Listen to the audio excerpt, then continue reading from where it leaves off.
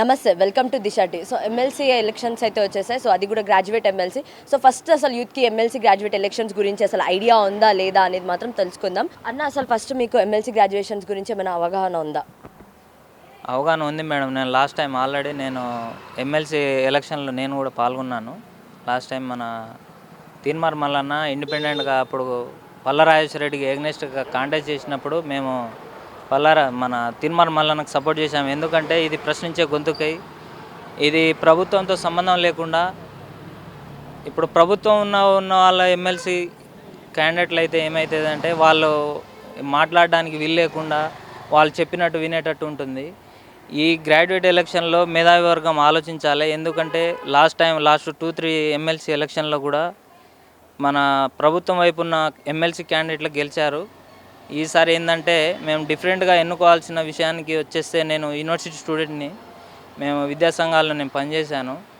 మేము మేధావర్గం అంతా తిరిగి మేము ఇన్వెస్టిగేట్ చేసింది ఏంటంటే, మన అశోక్ సార్ని మేము ఫస్ట్ ఆఫ్ ఆల్ అశోక్ సార్ని మేము సపోర్ట్ చేయడానికి స్వచ్ఛందంగా మేము ఒక 100 మంది వచ్చాము. ఎందుకంటే సారు గత 4-5 సంవత్సరాల నుంచి అలుపెరగని పోరాటం చేస్తున్నాడు యువకుల కోసం.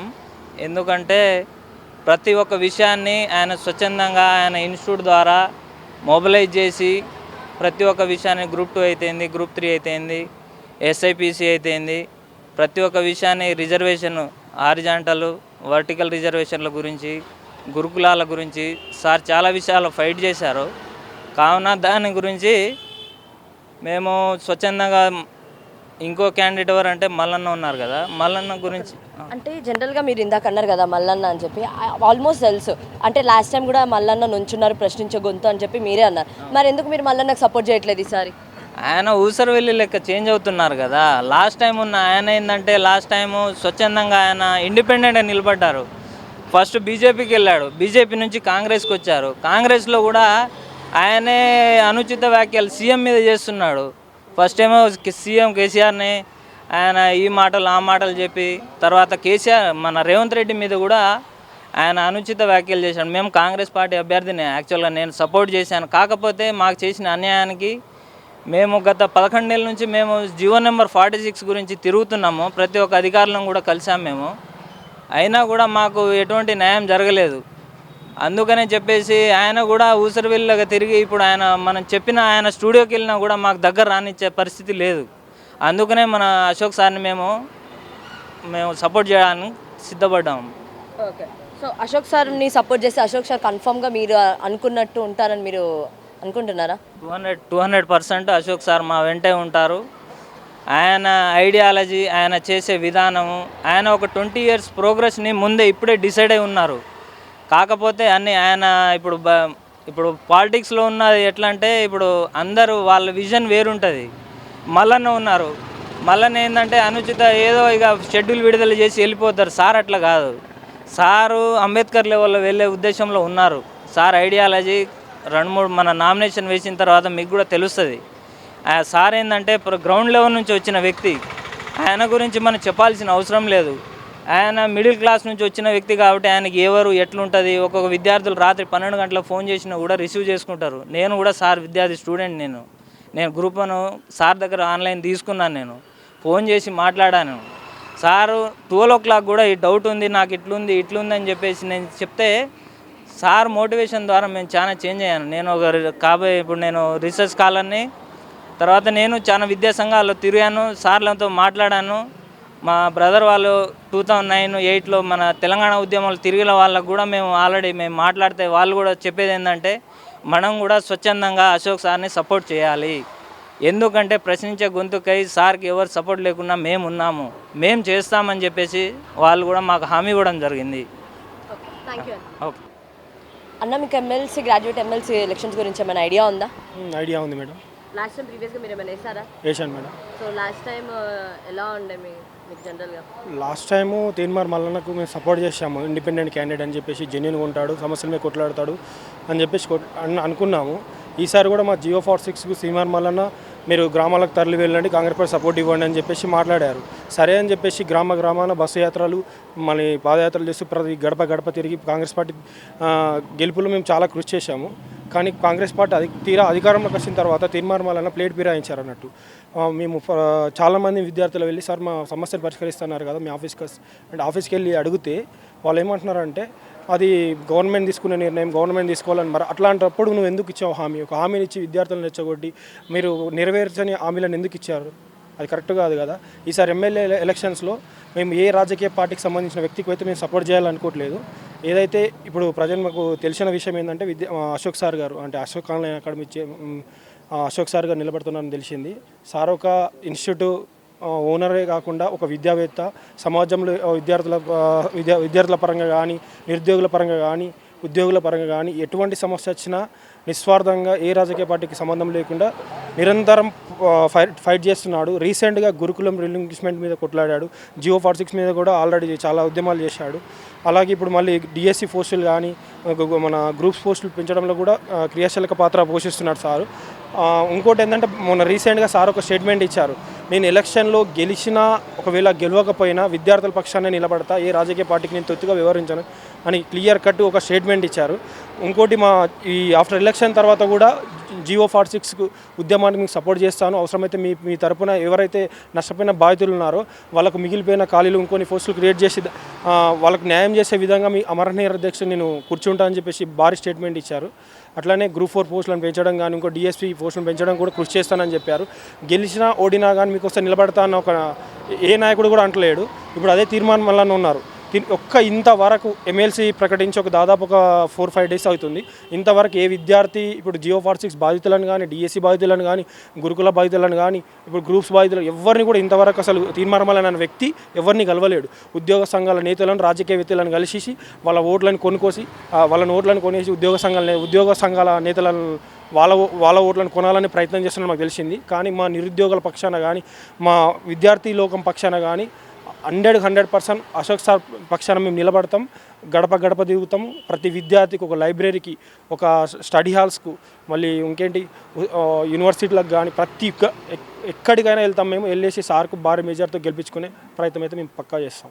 సో అదే కాన్స్టిట్యున్సీ నుంచి అయితే బక్కా జార్జన్ అనే ఆయన కూడా పోటీ చేస్తున్నారు ఇండిపెండెంట్ క్యాండిడేట్. మరి ఆయనకి ఎందుకు మీరు సపోర్ట్ చేయాలనుకోవట్లేదు? ఎందుకంటే మీరు అన్నారు కదా జియో 46 అని, ఆ టైంలో మీకు కూడా ఆయన ఎంతో కొంత సపోర్ట్ అయితే ఉన్నారు కదా. అవునవును, బక్కా జర్సన్ సార్ కూడా మా కోసం చాలాసార్లు పోట్లాడారు. ధర్నా చౌక్లో కూడా వచ్చి ధర్నాలు కూర్చున్నారు. కానీ బక్కా జర్సన్ సార్ ఏంటి అంటే ఒక పార్టీకి స్టాండ్ అయ్యి ఆ పార్టీ నుంచి బయటకు వచ్చారు, వాస్తవమే. కానీ మాకు అశోక్ సార్ ఏంటంటే ఇప్పుడు అంటే బక్కా జర్సన్ సార్ ఒక పార్టీ కార్యకర్తగా కానీ ఒక పెద్ద పెద్ద పదవులు పోషించవచ్చును. కానీ అశోక్ సార్ ఇంతవరకు ఏ పార్టీకి కానీ ఏ పార్టీకి సంబంధించి వ్యక్తి కాదు, ఏ పార్టీలో ఒక పదవిని నిర్వహించాడు. ఎంత పోతే విద్యార్థులకు పాఠాలు చెప్పాడు. అలాగే ఇప్పుడు మీ ఉద్యోగం ప్రిపేర్ అవ్వడమే కాదు, ఆ ఉద్యోగాన్ని పొందడంలో నువ్వు ఎలా ఫైట్ చేయాలి, నువ్వు ఒకవేళ నీ హక్కులని ఎవరైనా అన్యాయం చేసే హక్కుల కోసం ఎట్లా ఫైట్ చేయాలని ఒక మోటివేషన్ స్పీకర్గా కానీ ఒక టీచర్ కానీ చాలా గొప్పగా ఫైట్ చేశారు. కాబట్టి మీకు అశోక్ సార్ అనుకుంటున్నాం. అలాగే బక్కా జర్సన్ సార్ కూడా చాలా మంచి వ్యక్తే. కానీ మేము అవసరమైతే ఒక సెకండ్ ఆప్షన్ అంటున్నాం, కానీ ఫస్ట్ ఆప్షన్ అయితే మేము అశోక్ సార్ని అనుకుంటున్నాం. సో అన్న గ్రాడ్యుయేట్ ఎమ్మెల్సీస్ అయితే జరగబోతున్నాయి. మరి మీ సపోర్ట్ ఎవరికి? నా సపోర్ట్ వచ్చేసి అశోక్ సార్ గారికి. ఎందుకు అశోక్ సార్? అశోక్ సార్ ఏంటంటే గత ఒక 20 సంవత్సరాల సంది విద్యావృత్తిలో ఉన్నాడు. అలాగే ఎంతోమందికి పాఠాలు చెప్పడం కానీ అందులో ఉన్న లోటుపాట్లు అన్నీ కూడా సార్కి తెలుసు.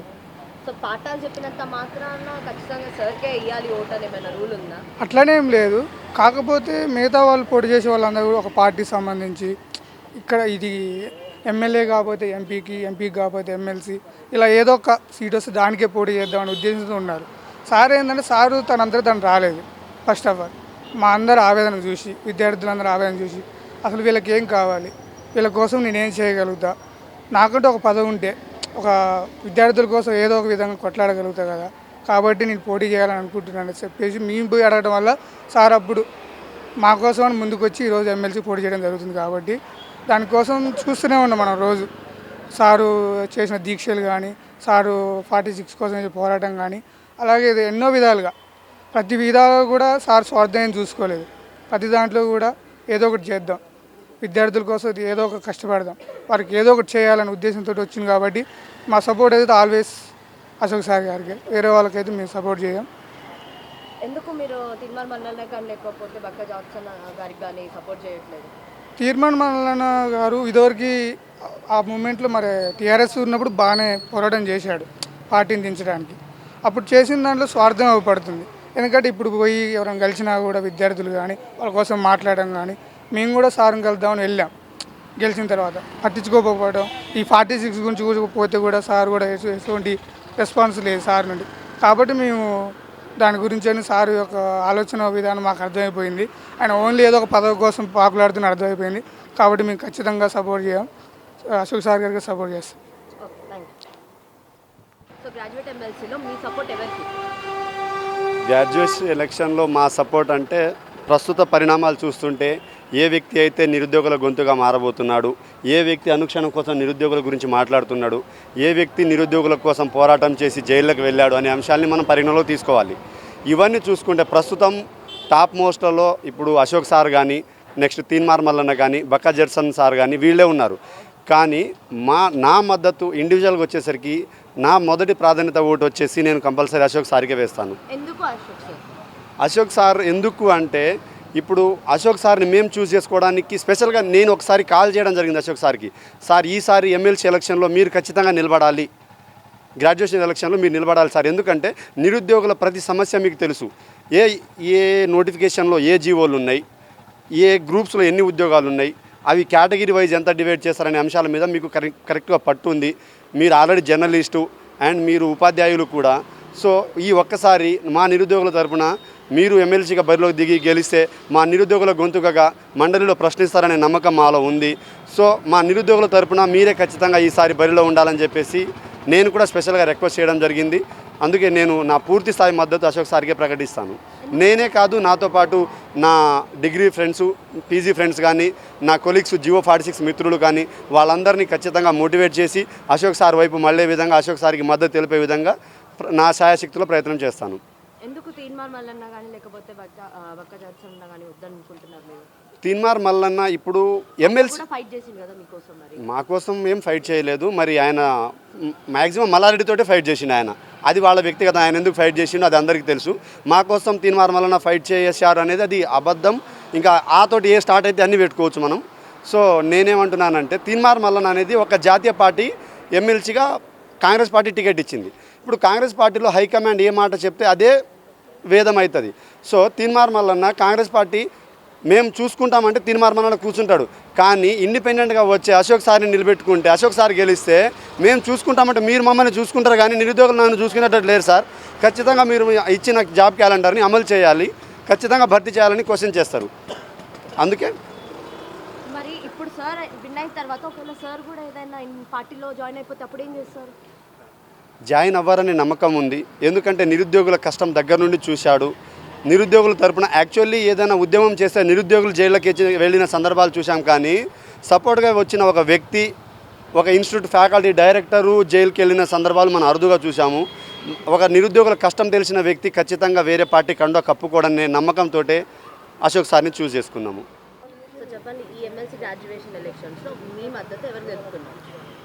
ఏదైతే ఉమ్మడి నల్గొండ జిల్లా, అదే వరంగల్ జిల్లా, అదేవిధంగా ఖమ్మం జిల్లా, ఈ 3 జిల్లాలకు మీ అందరికీ తెలుసు ఉప ఎన్నిక రాబోతుంది ఎమ్మెల్సీ గ్రాడ్యుయేట్స్.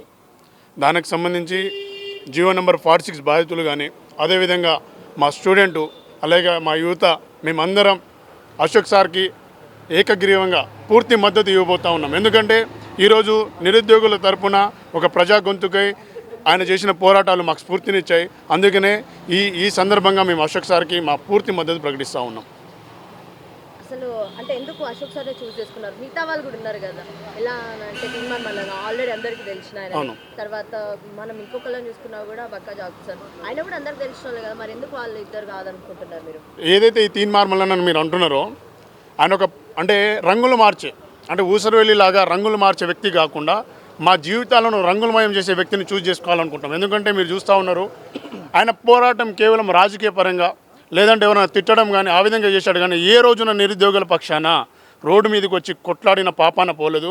అటువంటి వ్యక్తికి మేము ఓటు వేయం, ఎవరైనా వేస్తే వాళ్ళని వేయబోనియం. ఎందుకంటే అశోక్ సార్ లాంటి మేధావి, అశోక్ సార్ లాంటి ఒక గొప్ప వ్యక్తి కనుక మండలిలో ఉంటే నిరుద్యోగుల సమస్యలు ఈరోజు చర్చకు వస్తాయి. మీరు ఉదాహరణకు తీసుకోండి, జీవో నెంబర్ 46 కానీ, గురుకుల సమస్యలు కానీ, డిఎస్సి కానీ, అదేవిధంగా 3170 గురించి కానీ ఈరోజు ఎంతోమంది వేదనకు గురవుతున్నారు. వాళ్ళ గురించి ఏ రోజైనా తీన్మార్ మల్లన్న ఏ రోజైనా మాట్లాడిండా, లేకపోతే ఏ రోజైనా రోడ్ల మీదకి వచ్చి కొట్లాడిండా? స్టూడియోకి వెళ్ళారు కదా స్టూడియోకి వెళ్తే గంటేస్తున్నారండి. స్టూడియోకి వెళ్తే నిన్నటిదాకా మీరు వెళ్ళి పార్టీల కోసం పనిచేయండి, కాంగ్రెస్ పార్టీ కోసం. మేము నిప్పు కనుకలై పనిచేసాం. ఇక్కడ ఉన్న వాళ్ళందరం ఒక్కొక్కడు 10,000 ఓట్ల 10,000 ఓట్లను మేము వేయించాం మా గ్రామాలలో. అవ్వలకు కానీ తాతలకు కానీ వాళ్ళకి మొత్తం అర్థమయ్యే రీతిలో కాంగ్రెస్ పార్టీ వచ్చి ఈ విధంగా చేస్తుంది, మీరు బీఆర్ఎస్ని నమ్ముకొని మోసపోకండి అని చెప్పి మేము దగ్గరుండి వేయించాము. అటువంటి వ్యక్తి ఈరోజు జీవో నెంబర్ 46 బాధితులు పోతే తలుపులేస్తున్నారు. ఫోన్లో మాట్లాడితే అసభ్యంగా మాట్లాడుతున్నారు. ఫోన్లు చేసి ఇదన్న పరిస్థితి అంటే అసభ్యంగా మాట్లాడుతున్న పరిస్థితి కనబడుతుంది. ఇటువంటి వ్యక్తి లేదు, తీన్మార్ మల్లన్న మాట్లాడుతుండు. ఇటువంటి వ్యక్తిని మనం కనుక గెలిపించుకుంటే రేపటి రోజున ఆందోళన ఎక్కుతాడు, లేదంటే ఇంకొకరిని బ్లాక్మెయిల్ చేస్తాడు, కానీ నిరుద్యోగుల పక్షాన మాత్రం మాట్లాడాడు. ఇప్పుడు మీరు చూసుకోండి, అక్కడ 34 మంది ఎమ్మెల్యే, 34 నియోజకవర్గాలు ఉన్నాయి. అక్కడ 34 నియోజకవర్గాలు ఉన్నాయంటే అక్కడ వాళ్ళ ఎమ్మెల్యేలు అంటే అధికార పార్టీకి సంబంధించిన ఎమ్మెల్యేలు. వాళ్ళని క్వశ్చన్ చేస్తాడండి ఈయన రేపు గెలిస్తే?